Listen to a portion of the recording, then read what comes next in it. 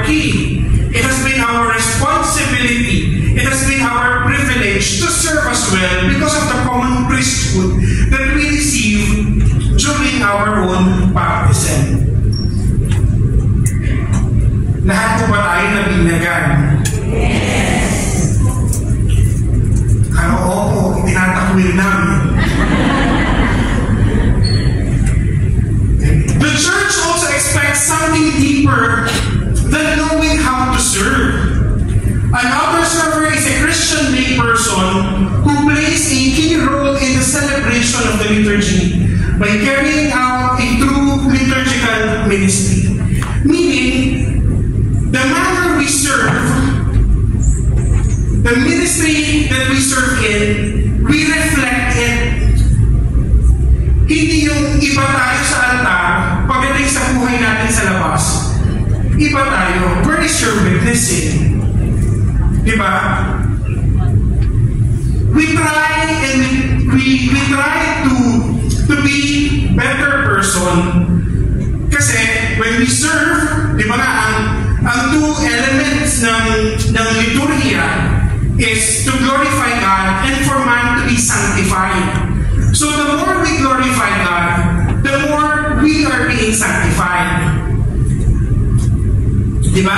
And if we accompany our service with prayer, what happens to us? We become bitter. We become better persons. Sabi ni St. John Paul II,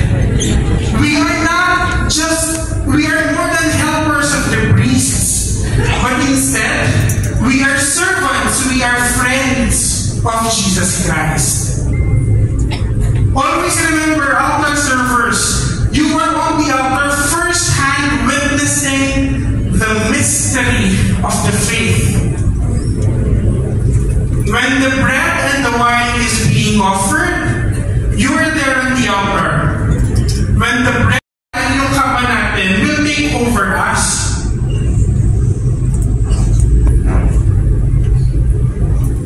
Ano yung sabi sa Vatican II document? Dapat tayo ay fully conscious and active when we participate. Eh pag kinakabahan tayo, for example, nawawala na tayo dun sa full participation natin, iniisip natin, baka magkamali ako, baka magkamali ako. Then doon ba kang magkakamali? Diba? Si ate may nahampas na ganun. Okay. We servers are a sign. Servers are visible sign, an instrument through whom God acts. Through words and actions, through the objects we use, through the ritual actions, God gives the message of His love. Imagine, if when we serve, for example, you're holding the turibol. What is a turibol? Anong kausok? Yung incense. Diba? You're holding the turibol. If you don't know the meaning why we have the incense, then it will just be ritualistic. Lumakad lang tayo in the procession, we just handed over the turibol to the priest. And then that's it. But if we accompany it with prayer, what does the incense symbolize? It symbolizes our prayer that rises up to heaven.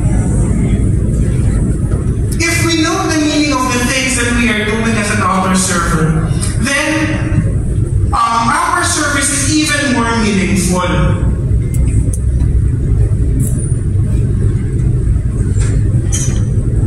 Always remember this. As a server, you are part of the signs and symbols of the liturgy, able to help or hinder the meaning and power of worship.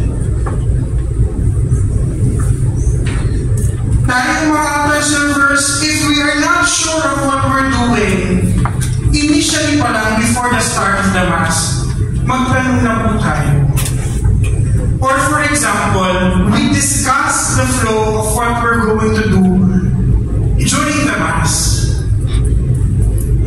Para hindi tayo nagkikinagulo pagdating natin sa altar. Kasi we're not aiding the congregation to worship. Anong nangyayari? Maiirita pa yung tao sa atin kasi nakafocus sila sa atin instead of focusing themselves to God. Okay, God's people. So you are carrying out your lay duty in a special way, part of the active participation of all the other lay people gathered by God at the altar.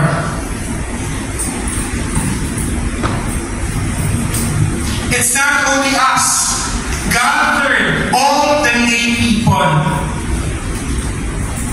Diba, pinagin ni Father Benny, it's not only you, it's not only your ministry, but it's the lay, the congregation. You carry out sacred duties delegated to you by the ordained man, and you are a special link in the combined action of adoration and praise that the whole church celebrates in her liturgy. Always remember, altar servers, you are a special link between God and man in the liturgy.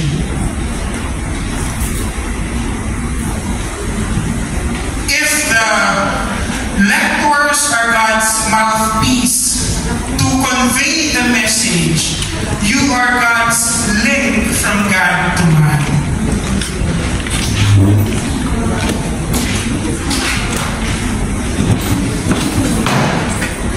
You have been consecrated by baptism and confirmation.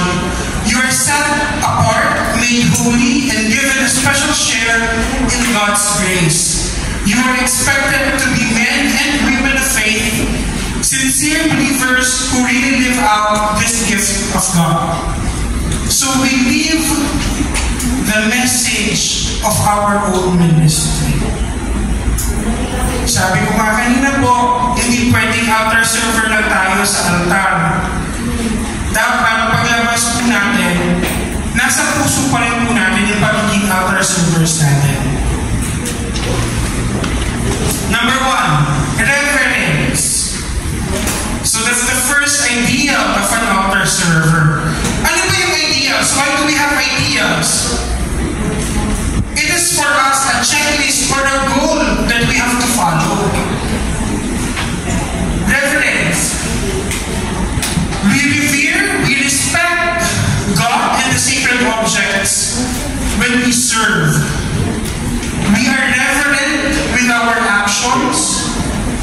When we walk in the altar, we walk in a peaceful and dignified manner.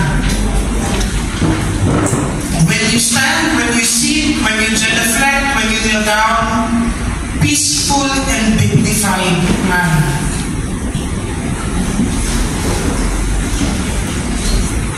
Good servers always keep to the correct rules of the liturgy. Okay. Meron po tayong mga sinusunod na liturgical norms. Hindi po pwedeng, I feel ko ganito dapat yung gawin natin sa service natin. It's not your call. It's not even the priest's call. We have the norms that we have to follow. So meron po tayong mga liturgical books that we have to follow. Certain guidelines. We have the GIRM, which is the most common. The GIRM can be found in the first few pages of the Roman Missal. Diba? The servers are too familiar with the Roman Missal because that's the one we hold when we're on the altar. That's the prayer of the liturgy of the Mass. So the first few pages po in the Roman Missal is what we call the general instruction to the Roman Missal. Another one, I have it here in my phone. So it's called The Ceremonies Explained for Servers. There's a lot that we can also download in the internet. So it's best if meron tayo sa ating ministry. And if we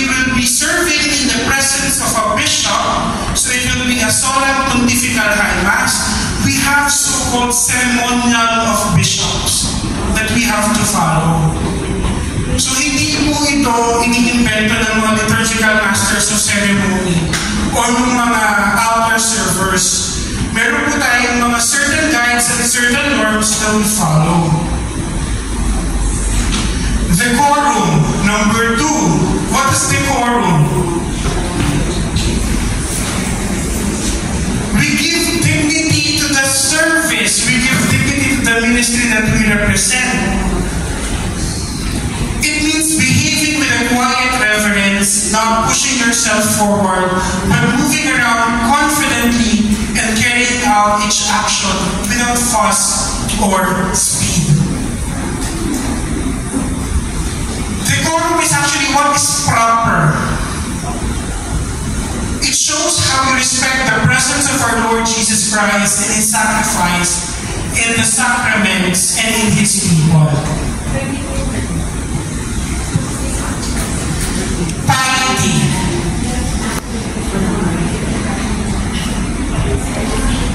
Piety is one of the gifts, right? One of the 7 gifts of the Holy Spirit.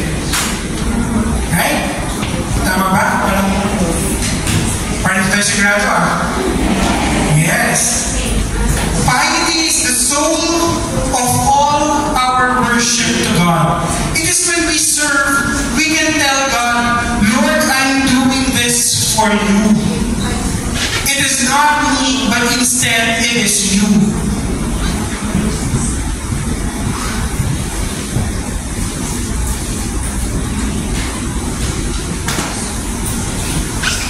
Altar servers who accept this ideal play their role in the liturgy worthily and well.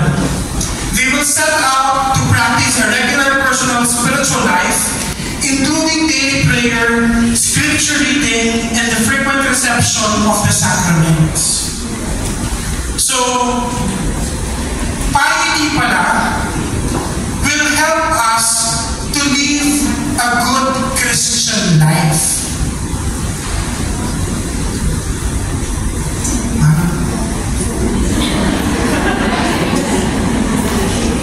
Seryoso?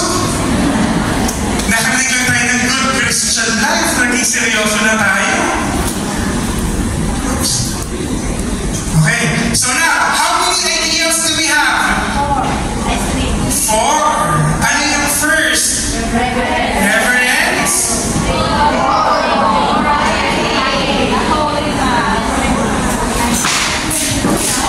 Tatlo na.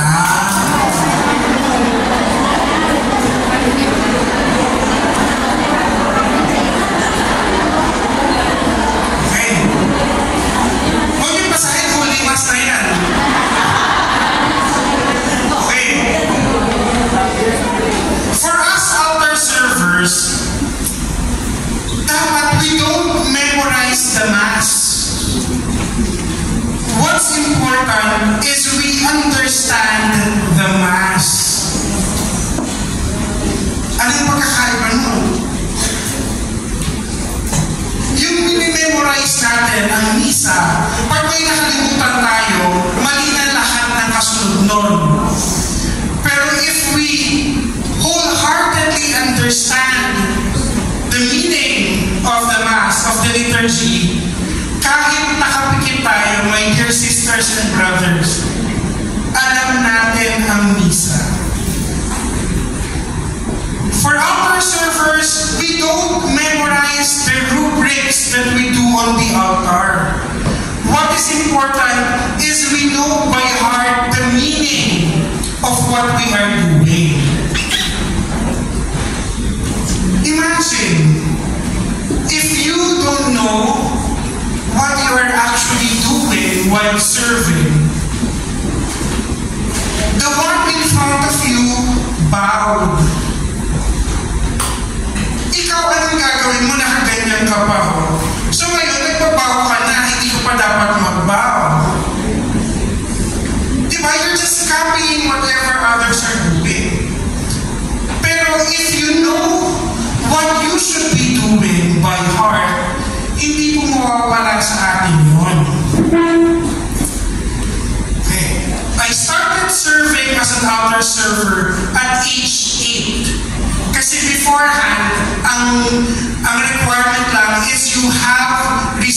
your first Holy Communion. Alam niyo po ano yung first duty ko? Mag-ring ng bell. Tuwang-tuwa na po ako nun, mag-ring ng bell.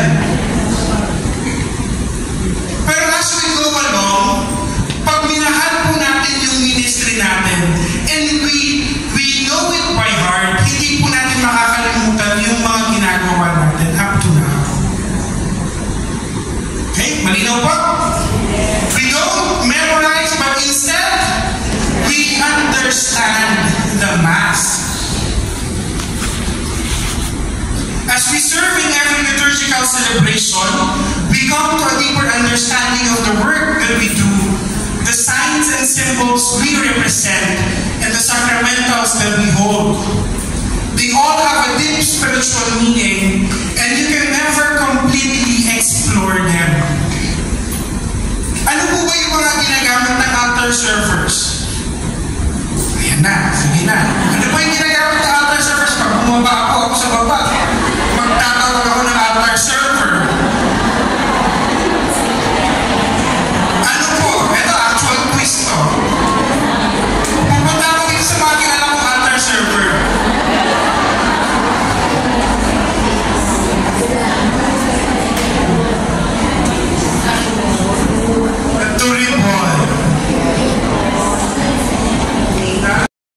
What does the cross symbolize? It symbolizes Jesus. What else?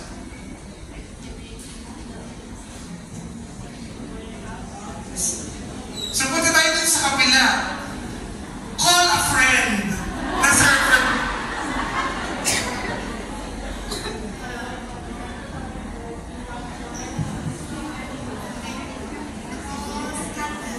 Candle. What does the candle symbolize? The light of Christ, the light of the altar. The light of Christ. Diba? When we process, we carry our candle, the light of Christ, and the light of the altar, ha? The light of Christ.